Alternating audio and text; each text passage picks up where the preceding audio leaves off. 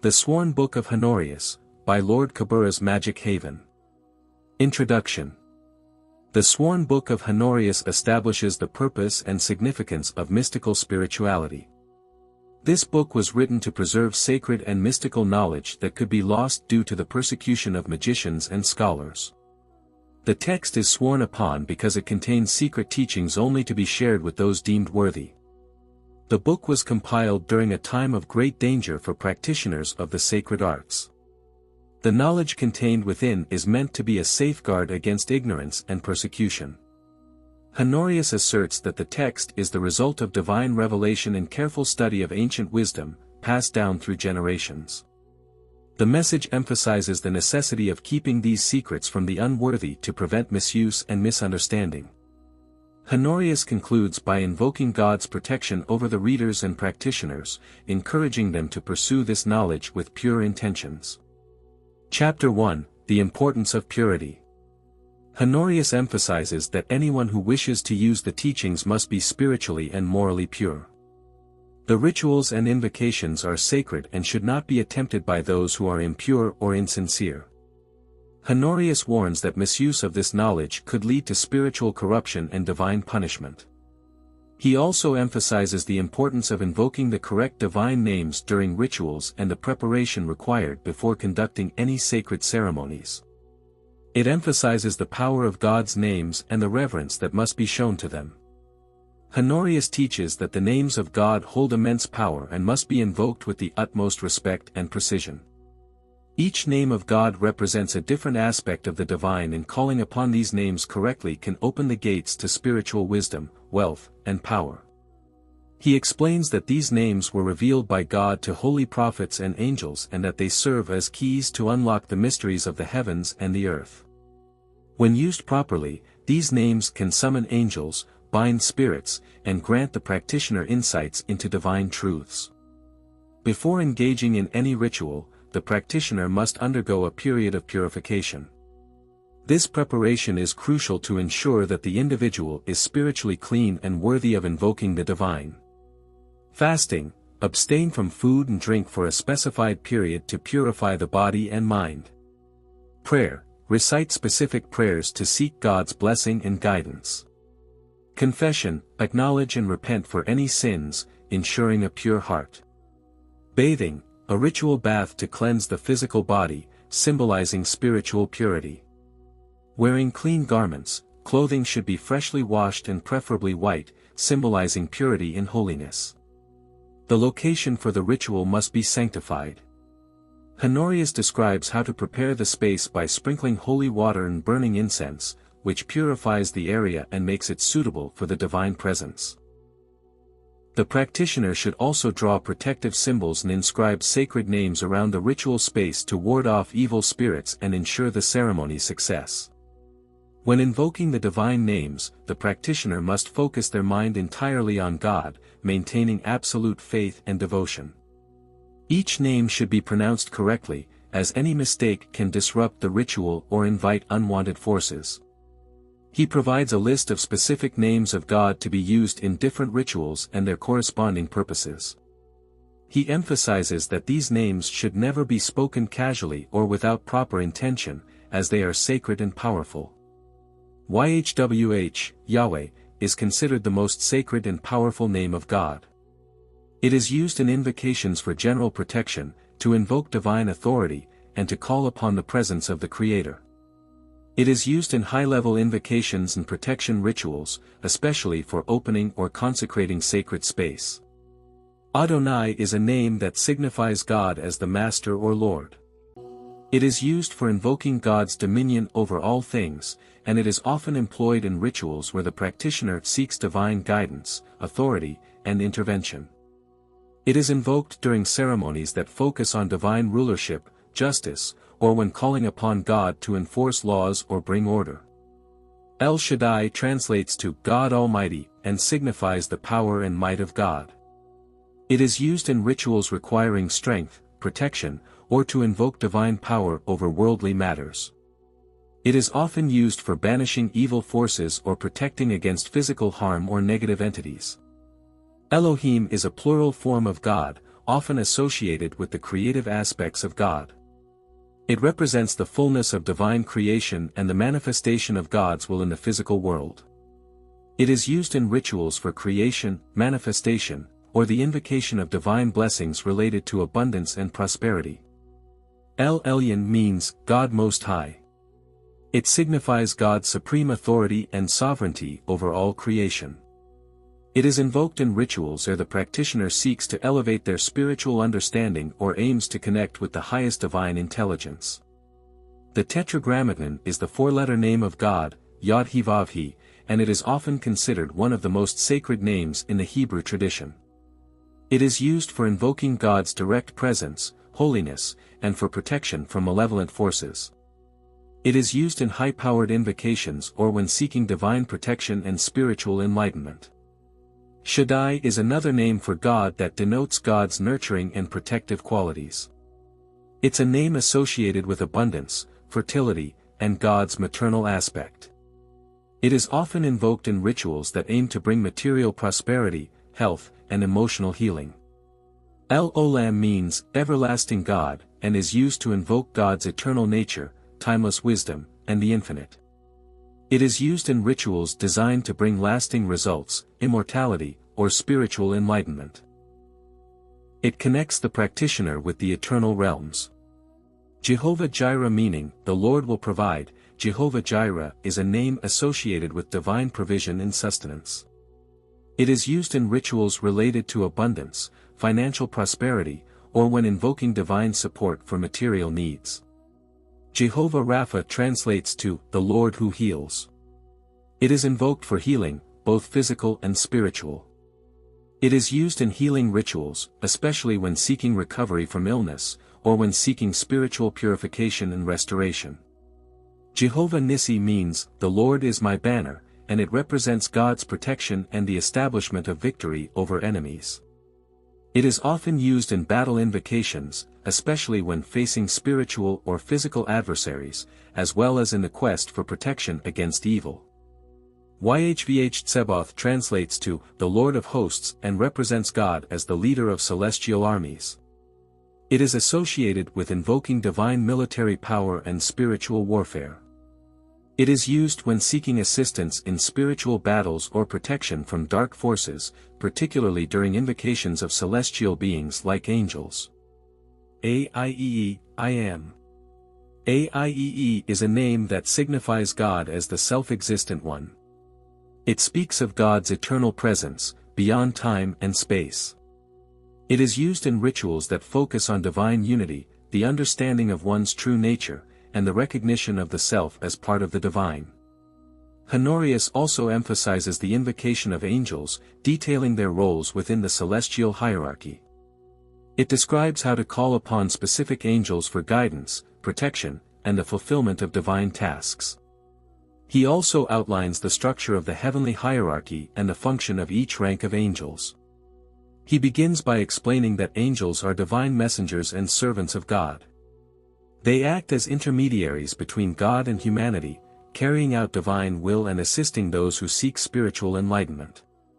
Each angel has a specific role and duty within the heavenly order, and they can be invoked to help in various spiritual matters. The structure of the heavenly hierarchy is meticulously detailed in this book. Honorius outlines the 9 orders of angels, which are divided into 3 triads, each with distinct functions. First triad. Seraphim, closest to God, these angels are described as fiery beings who radiate divine love. They purify and illuminate the souls of those who seek God. Cherubim, guardians of knowledge and wisdom, the cherubim are tasked with enlightening the minds of the faithful. Thrones, they represent God's justice and authority, serving as carriers of God's divine throne. Second triad. Dominions, these angels regulate the duties of lower angels and ensure that the divine order is maintained. Virtues, known for their strength, virtues provide blessings and miracles to those in need. Powers, they are the defenders of the cosmos, battling evil spirits and protecting the world from demonic forces. Third triad. Principalities, guardians of nations and leaders, principalities guide earthly rulers and protect regions and cities. Archangels, the most well-known of these angels, such as Michael and Gabriel, deliver important messages from God and lead battles against evil. Angels, the lowest order, but closest to humanity, these angels are personal guardians and messengers who guide individuals on their spiritual journey. To invoke angels, Honorius emphasizes the need for purity and sincerity. The practitioner must perform the proper rites and call upon the specific names of the angels associated with the task at hand.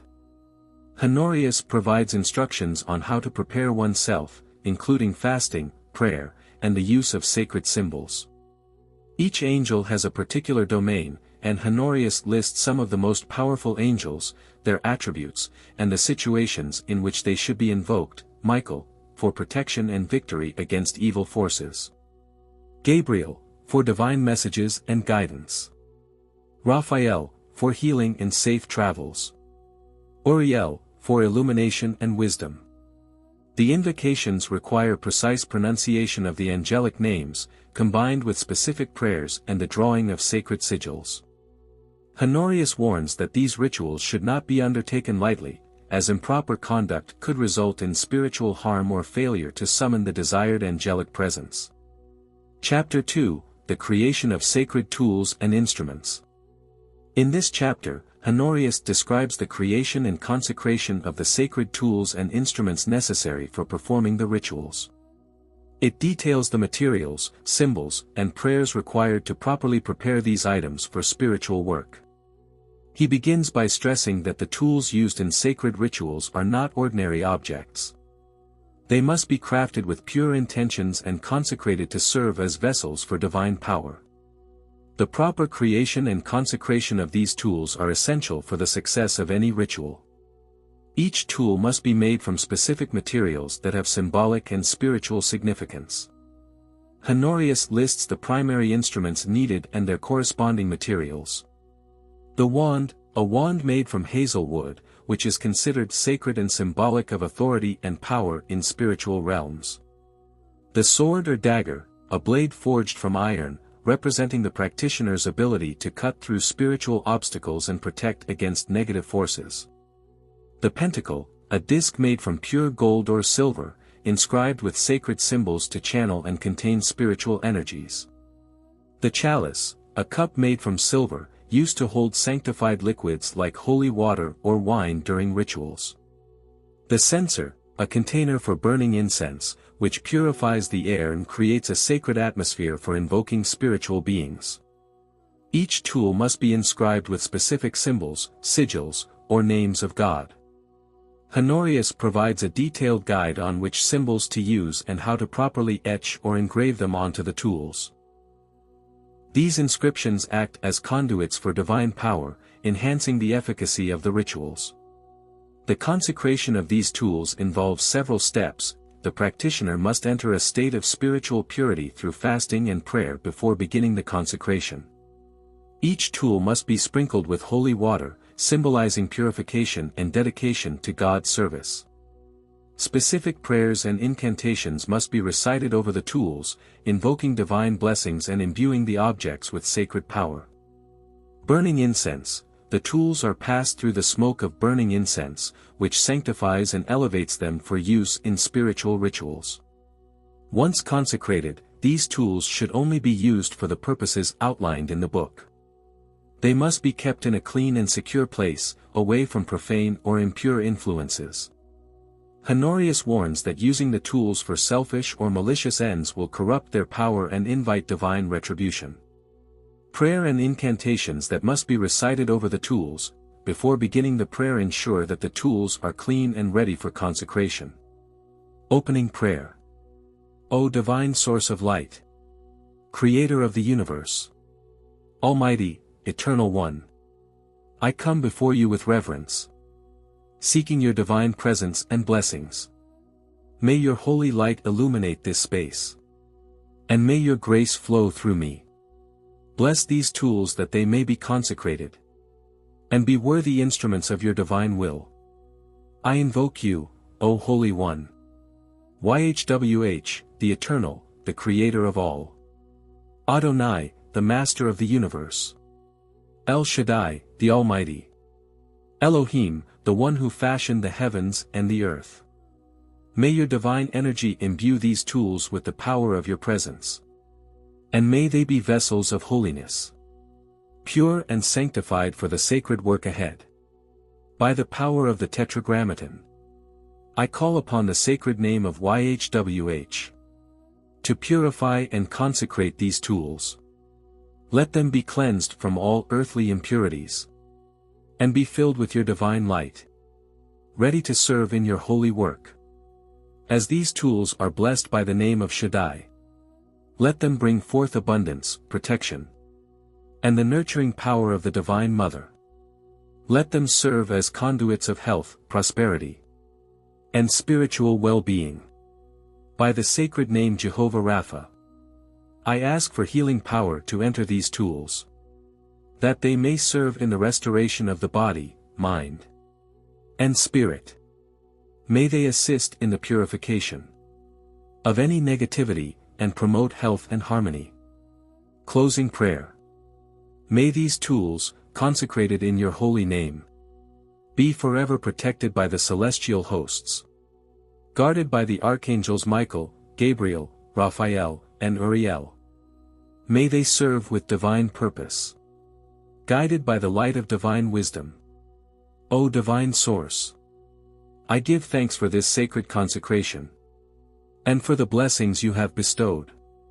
May these tools now serve in the highest of purposes, bringing your will to fruition in the material and spiritual realms. So be it. Amen.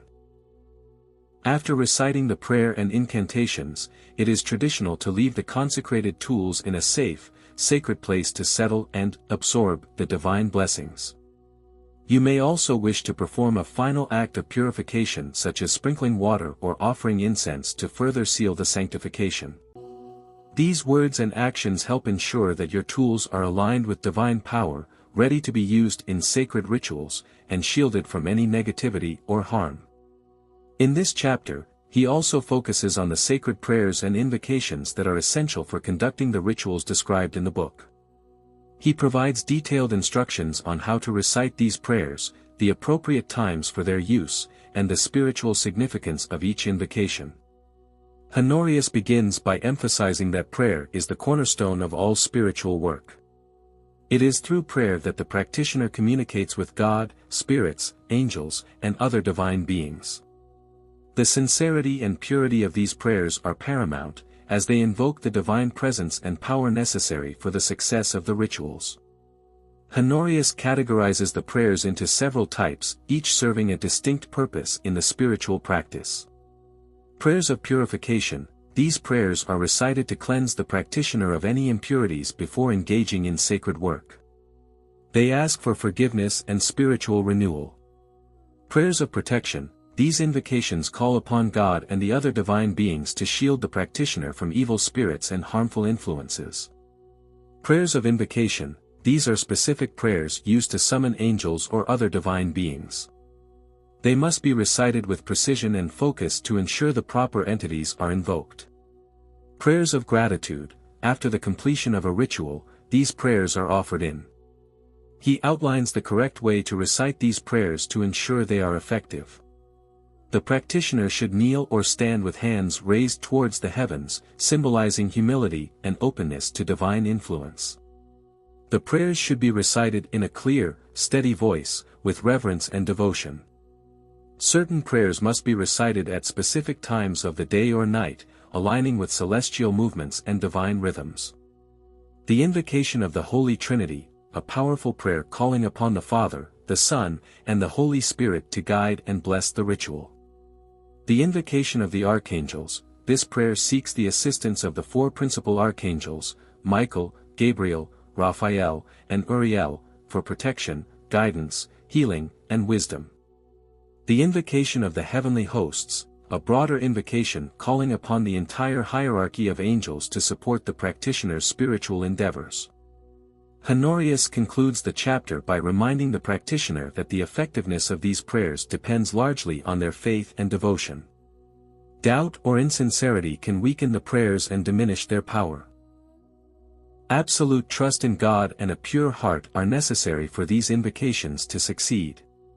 Chapter 3, The Rituals for Gaining Divine Wisdom and Knowledge. In this chapter, Honorius begins by asserting that the pursuit of divine wisdom is one of the highest goals of the spiritual practitioner. He explains that true wisdom comes directly from God and that, through proper rituals, one can gain insights that are otherwise inaccessible to the mortal mind. Before performing these rituals, the practitioner must undergo rigorous preparation.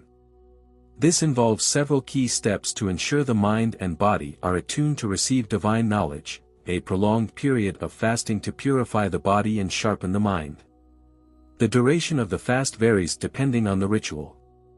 Spending time in solitude to focus entirely on spiritual matters, free from distractions and worldly concerns. Deep meditation to clear the mind and open the soul to divine communication. Honorius provides detailed instructions for several rituals aimed at gaining specific types of knowledge. The Ritual of Heavenly Insight. Objective: to gain understanding of celestial events, such as the movement of stars and their influence on earthly affairs. The practitioner must prepare a sacred space under the open sky, draw specific symbols on the ground, and recite prayers that call upon the wisdom of the heavens. The Ritual of Angelic Guidance. To summon an angel who will answer questions or provide guidance on spiritual or worldly matters. This involves the invocation of a specific angel by name, the burning of special incense, and the recitation of a lengthy prayer asking for the angel's assistance. The Ritual of Hidden Knowledge, to uncover secrets about the natural world, such as the properties of plants, minerals, or the behavior of animals. The practitioner must create a talisman inscribed with divine symbols, wear it during the ritual, and ask God to reveal the hidden knowledge. The use of sacred texts. Honorius advises the practitioner to have sacred texts, such as the Bible or other holy scriptures, present during these rituals. These texts serve as conduits for divine wisdom and provide additional spiritual power to the ceremonies. After completing the rituals, the practitioner must record any visions, dreams, or insights received. He stresses the importance of interpreting these messages with care and, if necessary, seeking the guidance of a more experienced spiritual mentor. He concludes with a warning: these rituals should only be performed by those who are spiritually mature and prepared for the responsibility that comes with divine knowledge. Misuse of this wisdom or conducting the rituals without proper reverence can lead to spiritual harm or confusion. The protection against evil spirits and malevolent forces. In this section, he also focuses on the protection of the practitioner from evil spirits, demons, and other malevolent forces. He provides detailed instructions on how to safeguard oneself through sacred rituals, prayers, symbols, and the invocation of divine beings. He emphasizes that spiritual warfare is a necessary part of the magician's path. He begins by acknowledging that, along with the pursuit of divine knowledge, practitioners of spiritual arts may face opposition from evil spirits and demonic entities. These forces can disrupt rituals, cause confusion, or even lead the practitioner down a dark path if they are not properly guarded against. Honorius teaches that protection from such forces is not just about defense, it is an active part of the spiritual journey. The practitioner must continually prepare and strengthen their spiritual defenses to ensure they remain on the path of righteousness. He emphasizes that angels play a vital role in protecting the practitioner. By invoking specific angels, the practitioner can shield themselves from harm and ensure that their work is aligned with divine will. Archangel Michael, known for his power in vanquishing evil spirits, Michael is the chief protector. Honorius recommends invoking Michael in all rituals requiring defense against malevolent forces.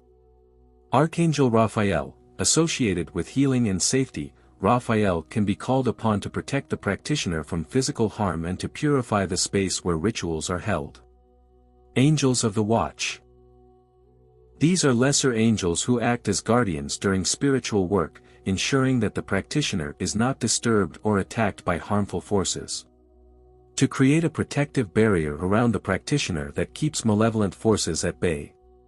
The practitioner must draw a protective circle on the ground and recite specific invocations to summon the angels of protection. During this, holy water and incense should be used to purify the space. The ritual of the divine sword, to gain the ability to spiritually defend oneself from attack.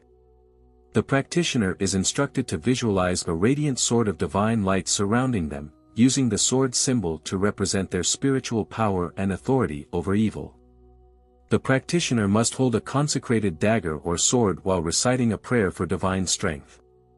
The ritual of purification by fire, to burn away any lingering negative influences or spiritual impurities that could invite harmful forces.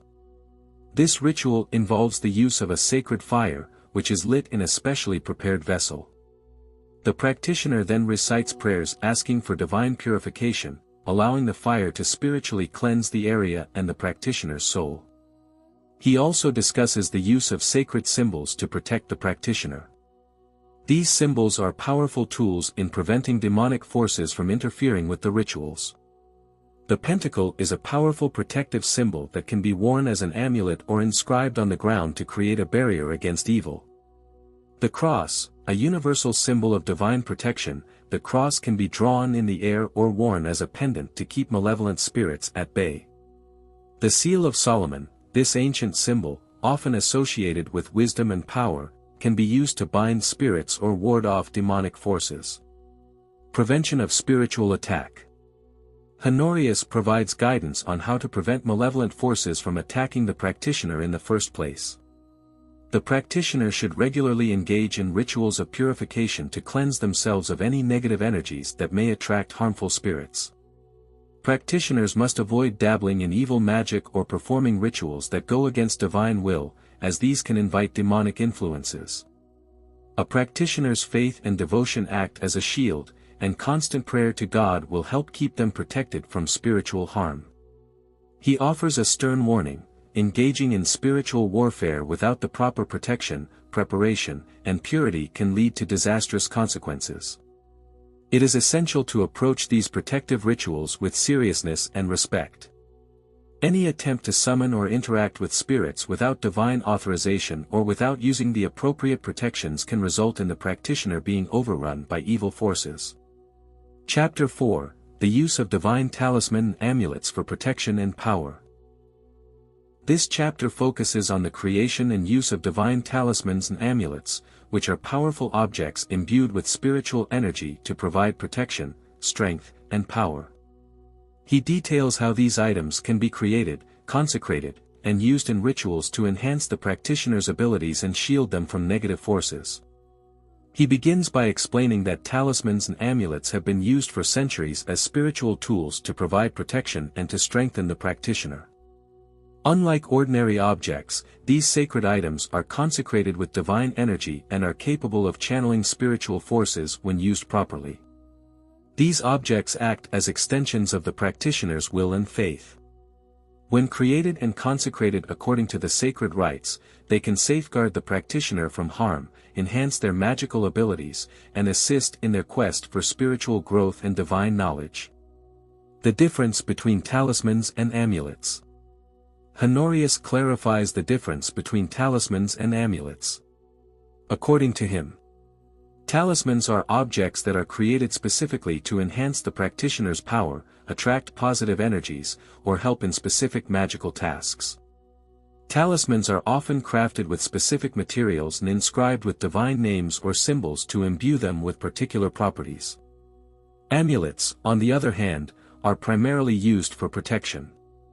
They serve as shields against evil forces and are often worn on the body or placed around the practitioner's home or sacred space. Amulets can also be created to protect loved ones or to ward off specific types of negative energy or spirits. Materials for crafting talismans and amulets.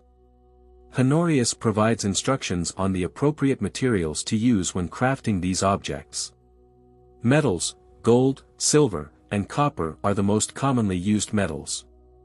Gold is favored for its connection to divine light and power, while silver is used for purification and protection. Copper is associated with the material world and can help ground spiritual energy. Stones, specific stones are recommended for particular purposes.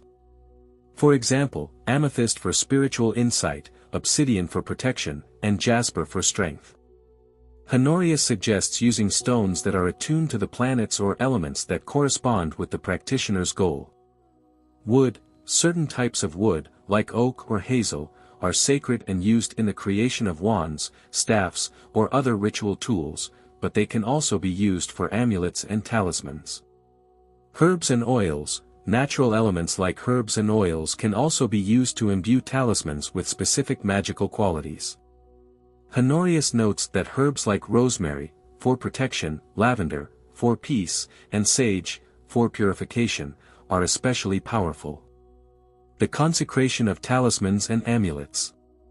Once the object has been crafted, it must undergo a consecration ritual to make it spiritually potent. The ritual involves several key steps. Fasting and purification. Before beginning the consecration, the practitioner must fast and purify themselves through prayer and cleansing rituals. This ensures that they are spiritually clean and open to receiving divine energy. Sacred symbols and divine names. During the consecration, the practitioner must inscribe sacred symbols or divine names on the object. These symbols represent specific forces or angels, and their presence empowers the talisman or amulet. Blessing with holy water. Holy water is sprinkled on the object to purify it and invite divine protection. This is a key step to ensure that the object is sanctified and ready for use in spiritual work. Invocation of angels and divine forces. The practitioner must call upon angels, such as Michael for protection or Raphael for healing, to bless the object and imbue it with divine energy. This can be done by chanting the angel's name and reciting prayers of protection and empowerment. Burning incense. Incense should be burned during the consecration to purify the air and sanctify the space. The smoke represents the ascent of the prayer to the divine realm. Using talismans and amulets. Once the talisman or amulet has been consecrated, it can be used in the practitioner's daily life or during rituals. Honorius provides several guidelines for their use. Talismans. These are often carried on the person, placed in the home, or used during specific rituals.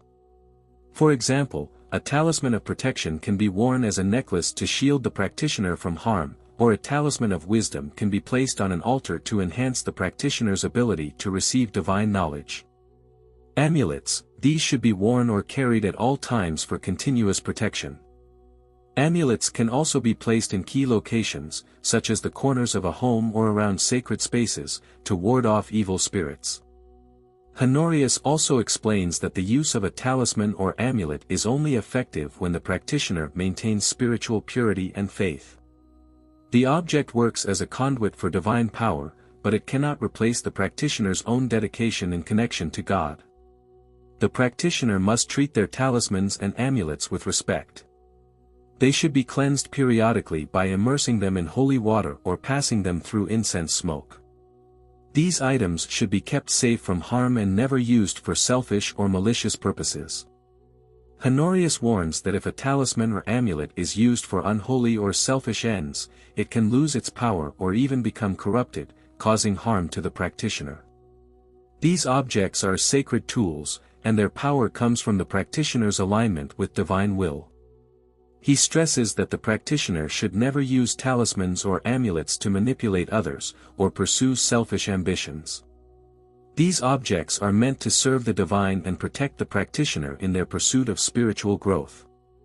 Misusing them will lead to spiritual corruption and misfortune.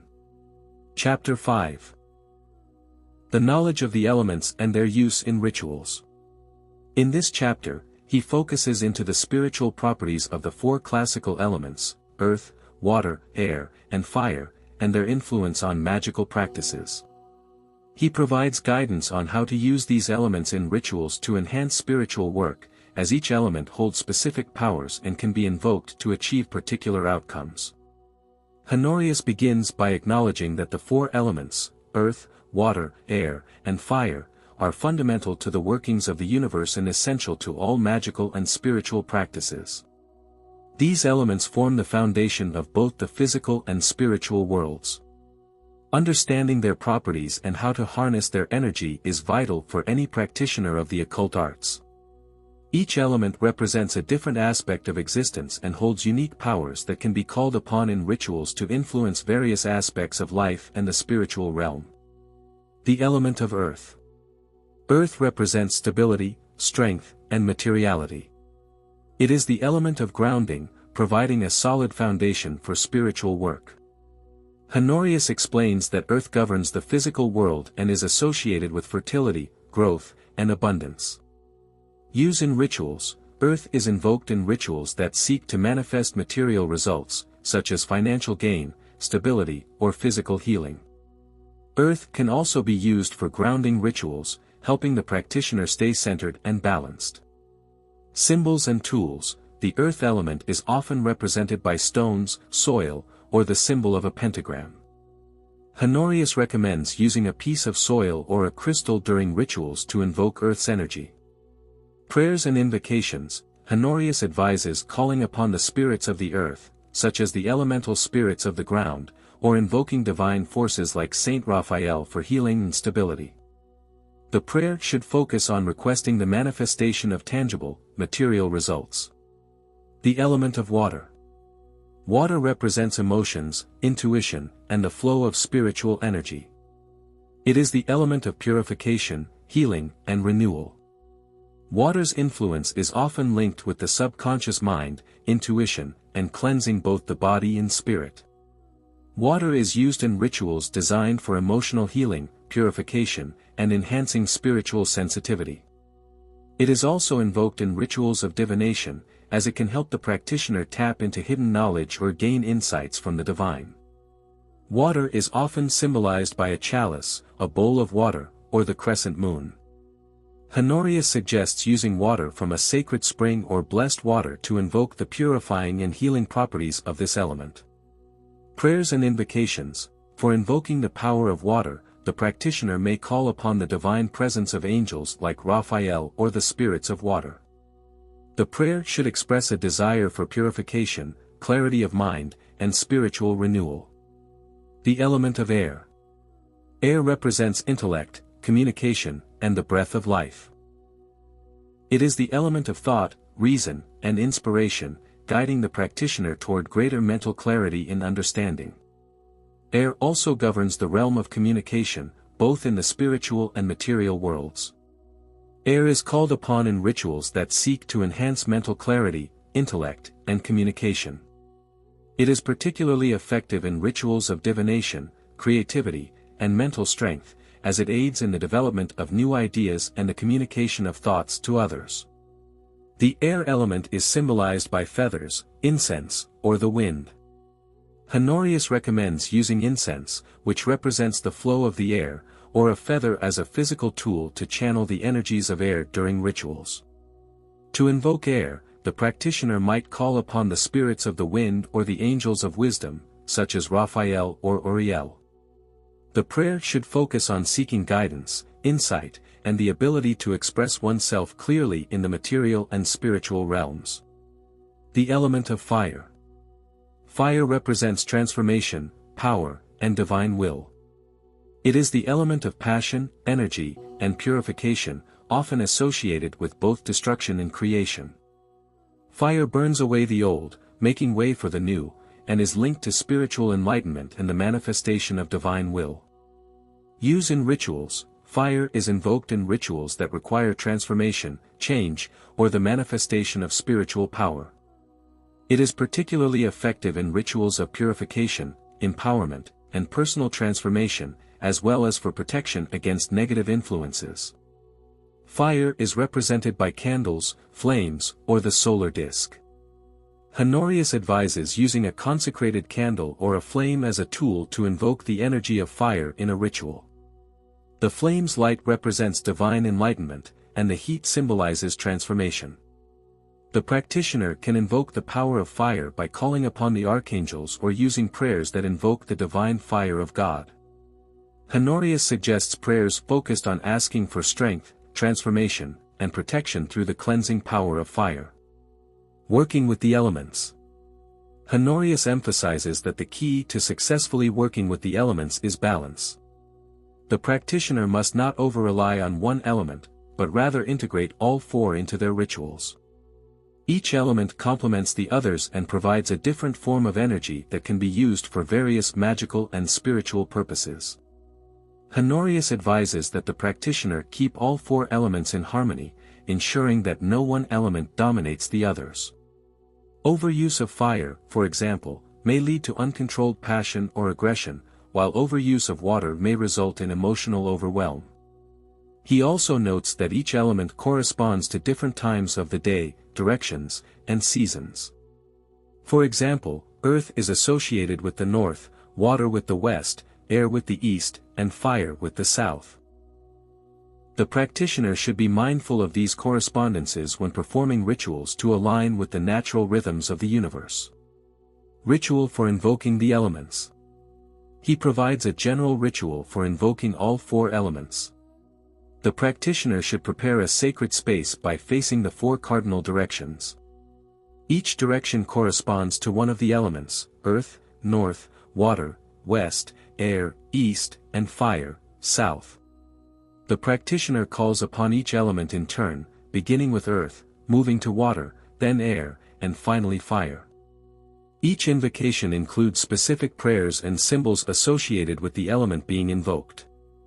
Honorius suggests offering a token of gratitude to the elements, such as a small portion of the element itself, a stone for earth, water, incense for air, and a candle flame for fire.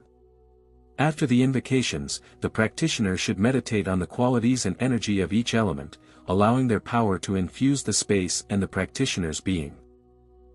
Chapter 6: The Invocation of Spirits and Angels for Divine Guidance. In this chapter, Honorius focuses into the practice of invoking spirits and angels for divine guidance, wisdom, and protection. He outlines the process of summoning these celestial beings to assist the practitioner in their spiritual work. He also emphasizes the importance of purity, respect, and preparation when calling upon these entities. He begins by stating that spirits, especially angels, are intermediaries between the divine and human realms. They are messengers and protectors, able to assist the practitioner in their spiritual work and provide guidance in times of need. Angels, in particular, hold a special role in protecting the soul and facilitating communication with the divine. He also highlights that invoking these celestial beings is not a task to be taken lightly. It requires careful preparation, respect, and a pure heart. Calling upon angels and spirits for selfish or unworthy purposes can lead to spiritual harm or confusion. Preparation for invocation. Before invoking any spirit or angel, the practitioner must prepare both physically and spiritually. Honorius emphasizes that purification is essential to ensure that the practitioner is free from negative influences, which could interfere with the invocation. The following steps should be followed. The practitioner should cleanse themselves through a ritual involving bathing, prayer, and fasting. This purification is necessary to clear the body and mind of any distractions or impurities. The practitioner should create a sacred, quiet space free from disturbances. This space should be consecrated with divine symbols, incense, and holy water to create a protective environment conducive to the invocation.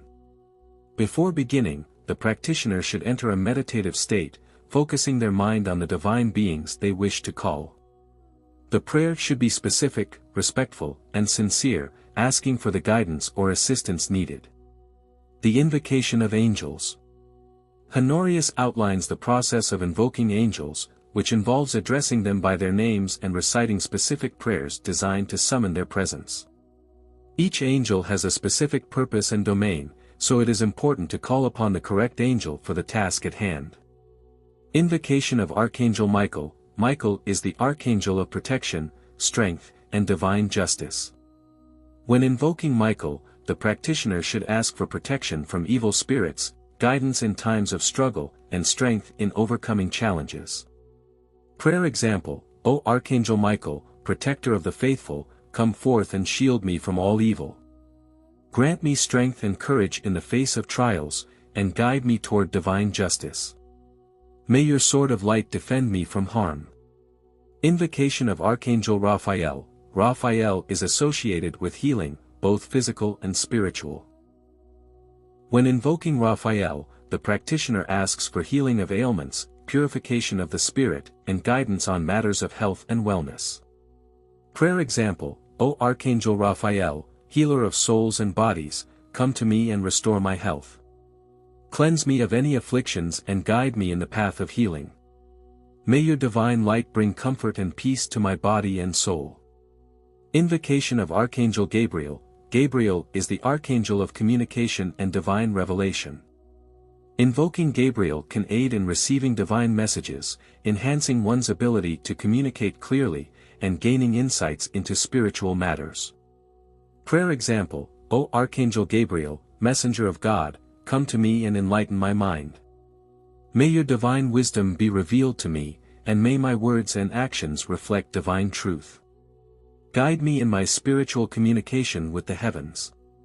Invocation of Archangel Uriel. Uriel is the angel of wisdom and enlightenment. Calling upon Uriel can help the practitioner gain insight into hidden knowledge, develop spiritual wisdom, and understand the mysteries of the universe. Prayer example: O Archangel Uriel, bringer of wisdom, come to me and illuminate my mind. Grant me clarity in my thoughts and understanding in my heart. May your divine light lead me to the hidden truths of the universe. Invoking other spirits for guidance. While angels are divine messengers, spirits of the deceased or nature spirits can also be invoked for guidance.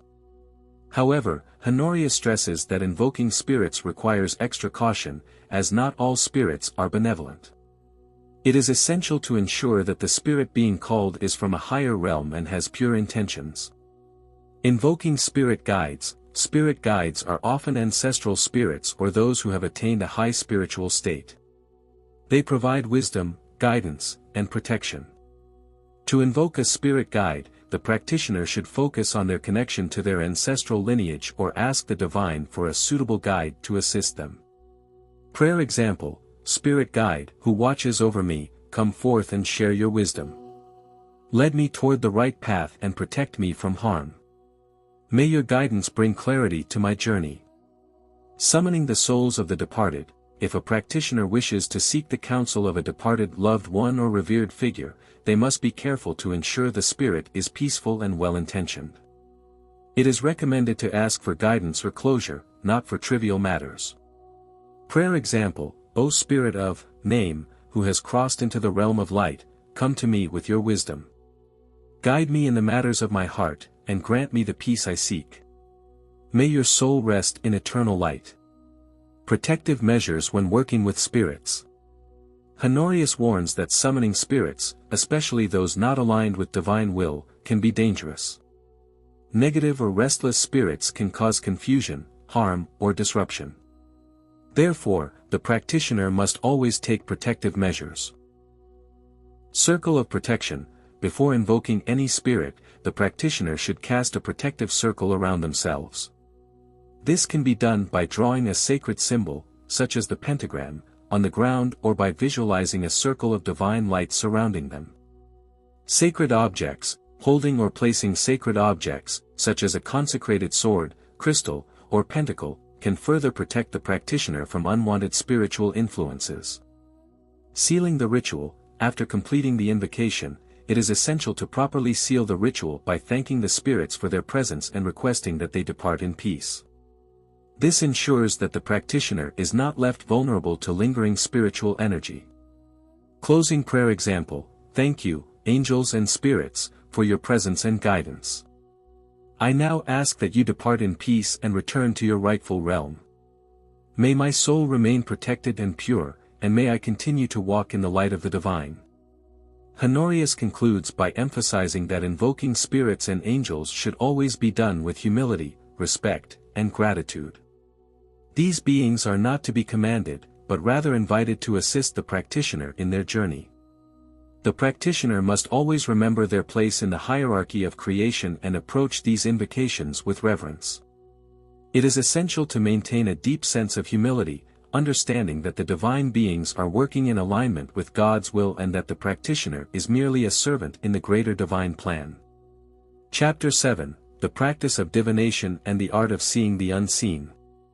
In this chapter, he explores the practice of divination, focusing on various methods that allow the practitioner to gain insight into hidden matters. He discusses tools and techniques such as scrying, reading the elements, interpreting dreams, and understanding signs from the divine.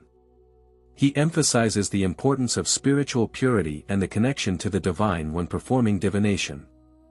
The purpose of divination. Honorius begins this chapter by stating that divination, the art of gaining insight into future events or hidden truths, has been practiced since ancient times. The purpose of divination is not to manipulate the future or control others, but to understand the divine will and align oneself with the natural flow of events. Divination serves as a tool to uncover hidden knowledge, provide guidance, and make decisions that are in harmony with higher spiritual forces. Divination can be used for a variety of reasons: to understand personal challenges, to gain insight into the future, to seek divine guidance, or to uncover hidden knowledge. The key, according to Honorius, is to approach divination with a pure heart and an open mind, free from selfish desires or a desire to manipulate the outcome.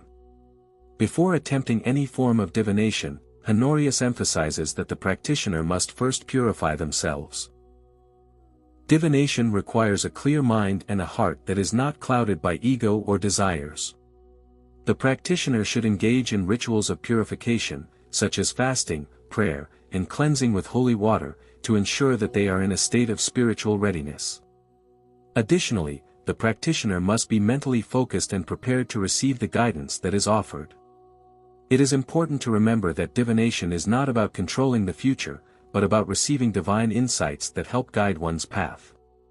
It is also important to note that divination is not always about clear answers. Sometimes, the insights gained are subtle and require patience to fully understand. Methods of divination. Honorius presents several methods of divination, each of which is suitable for different types of questions or situations. These methods are tools to help the practitioner access hidden knowledge and receive divine guidance. Scrying, the art of seeing. Scrying is one of the most ancient and widely practiced forms of divination. It involves using a reflective surface, such as a crystal ball, water, or a mirror, to access hidden truths or visions. How to practice scrying? The practitioner should create a quiet, sacred space and focus their mind on the divine. Using a crystal ball or a bowl of water, the practitioner gazes into the surface, allowing their mind to relax and open to any images or visions that arise. These images are believed to be messages from the divine or insights into hidden aspects of reality. Honorius advises that scrying should only be done when the practitioner is calm, centered, and spiritually prepared. A restless or distracted mind may lead to confusion or misinterpretation of the visions. Reading the elements. The elements, earth, water, air, and fire, are not only powerful in magical work but can also be used for divination. Each element has specific qualities that can reveal hidden truths or offer guidance. Earth represents stability and the material world. Reading the earth could involve examining the patterns of stones, soil, or natural formations to gain insight into one's material life or to uncover hidden opportunities. Water is associated with emotions, intuition, and the subconscious. Reading the water can involve interpreting the movement or patterns in a bowl of water, which may reveal emotional truths or offer guidance on matters of the heart. Air represents intellect, communication, and the breath of life. Divination through air can involve interpreting the movement of wind, the flight of birds, or the patterns of smoke from incense. These signs may offer insights into mental clarity, communication, or the need for intellectual development. Fire represents transformation, passion, and divine will. Divination with fire can involve interpreting the shape and movement of flames or the patterns of burning incense.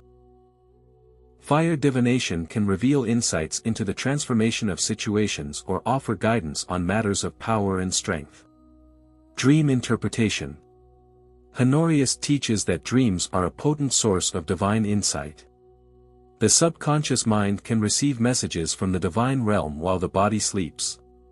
The symbols and imagery in dreams can offer clues about the future or provide solutions to problems the practitioner faces. How to practice dream interpretation: the practitioner should keep a dream journal, writing down every detail upon waking. Over time, the patterns in the dreams may begin to reveal hidden meanings. Honorius notes that certain symbols, such as flying, falling, or being chased, often have specific spiritual meanings. Divine guidance through dreams: some dreams are sent by angels or spirits to deliver messages. Honorius emphasizes the importance of prayer before sleep, asking the divine to provide clear and helpful messages through dreams. Using tarot and other divination tools. The tarot, a deck of cards rich with symbolism, is one of the most popular divination tools. Each card in the tarot represents a specific archetype or spiritual lesson, and the arrangement of the cards can reveal insights into the present, past, and future. How to use the tarot: the practitioner should shuffle the deck while focusing on their question or concern.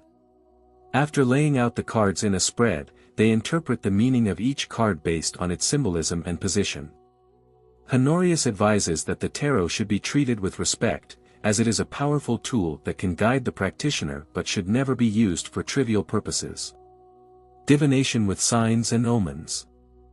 Honorius notes that the world is full of signs and omens that can provide guidance.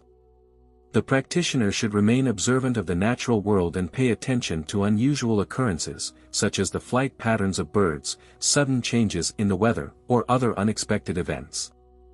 These signs can often be messages from the divine or reflections of the current spiritual state. The practitioner should always approach omens with reverence and humility. A sign might be a clear message, or it might require meditation and reflection to understand its meaning. He teaches that divination is a sacred practice and should always be performed with the goal of seeking divine guidance and wisdom. The answers or visions received during divination may not always be immediately clear, but over time, the practitioner will learn to interpret the subtle messages and align their life with the divine will. Divination is not a tool for personal gain or manipulation. Honorius stresses that it should never be used to attempt to control others or to satisfy personal desires. The practitioner must approach divination with a spirit of humility and a desire to serve the greater good. The answers received through divination may not always come at the time the practitioner expects. It is important to trust in divine timing and know that the guidance will come when it is needed. After performing divination, he advises the practitioner to always close the session with a prayer of gratitude, thanking the divine for the guidance received. It is also important to close the sacred space and protect oneself from any lingering energies. Prayer of gratitude: thank you, divine forces, for the wisdom and guidance you have provided. May your light continue to guide me on my path, and may I always walk in the light of truth. The practitioner should cleanse the space after the divination by burning incense, sprinkling holy water, or using other purifying methods to ensure that no negative energies remain. Chapter 8: Understanding Negative Entities. Before Honorius discusses the methods of protection, he provides a brief but essential overview of the types of negative entities that may pose a threat to the practitioner. These entities vary in nature and intent, but all share one characteristic: they seek to disturb or harm the balance of the practitioner's spiritual being. Malevolent spirits: these are spirits that have not transcended the material world and are often bound to it by strong negative emotions such as anger, hatred, or fear. Malevolent spirits may attach themselves to a person, place, or object, causing harm or misfortune. Demons and dark entities: these entities, often summoned through darker forms of magic or malicious intent, are powerful and dangerous. They may appear as manifestations of the practitioner's own shadow self or as external forces with their own will. Demons may seek to manipulate or control the practitioner if not properly warded off.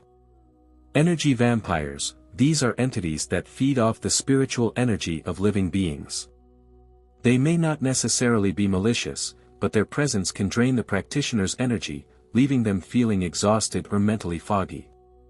Curses and negative energies. Curses, whether self-inflicted or placed by others, are powerful negative forces that can cause harm or prevent spiritual growth.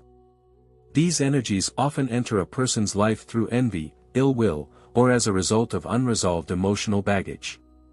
Protection is not merely about shielding oneself from malevolent forces, it is also a proactive approach to maintaining spiritual health. Honorius suggests that the practitioner should build strong spiritual defenses as a daily practice, not only when engaging in high-risk rituals or when faced with danger. By maintaining protective measures, the practitioner creates a harmonious environment that shields them from unwanted influences. Daily spiritual protection. Honorius advises the practitioner to set aside time each day to focus on spiritual protection. This can include reciting prayers, visualizing protective energy surrounding oneself, and cleansing the aura from any lingering negative energies. Practitioners should incorporate specific protective tools into their daily practice to create a constant shield against harmful energies. This includes wearing protective talismans or charms, burning protective incense, and carrying sacred symbols. Honorius outlines several powerful methods of protection that can be used before, during, and after spiritual practices. These methods range from simple daily actions to complex rituals designed to create long-lasting shields. The pentagram, a 5-pointed star, representing the 5 elements, earth, air, fire, water, and spirit, is a classic symbol of protection. It creates a shield around the practitioner, offering both physical and spiritual defense. The Eye of Horus, a symbol of divine protection, the Eye of Horus, is used to ward off evil and negative influences. This symbol represents the all-seeing eye of divine protection. The Ankh, the Egyptian symbol of life and immortality, the Ankh offer protection from death and negative forces. While protection rituals and tools are crucial, Honorius reminds the practitioner that spiritual defense is an ongoing practice. The forces of negativity are constantly at work in the world, and one must remain vigilant at all times. Spiritual warfare involves not only warding off external threats but also maintaining inner peace and purity. Honorius concludes the book by advising practitioners to regularly reinforce their spiritual defenses. Protection is not a one-time act but a continuous process that requires awareness, discipline, and commitment to maintaining one's spiritual integrity. If you found this content helpful, please don't forget to like, share, and subscribe for more spiritual books. Thank you.